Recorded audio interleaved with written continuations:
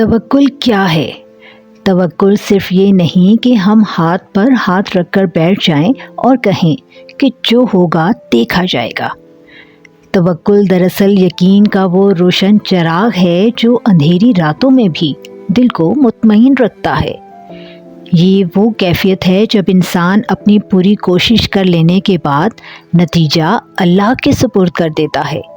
جب حالات خلاف ہوں، راستے بند دکھائی دیں اور امید کی کرن مدھم پڑ جائے، تب بھی دل گواہی دے کہ میرا رب میرے لیے بہتر فیصلہ کرے گا۔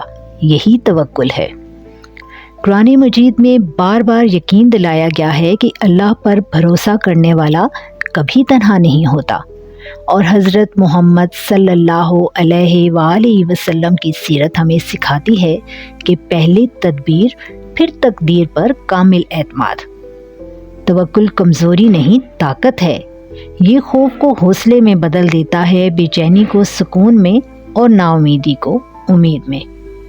آج اگر دل پریشان ہے تو ایک لمحہ رک کر کہیے، اے اللہ، میں نے اپنی کوشش کر لی، اب معاملہ تیرے سپرد۔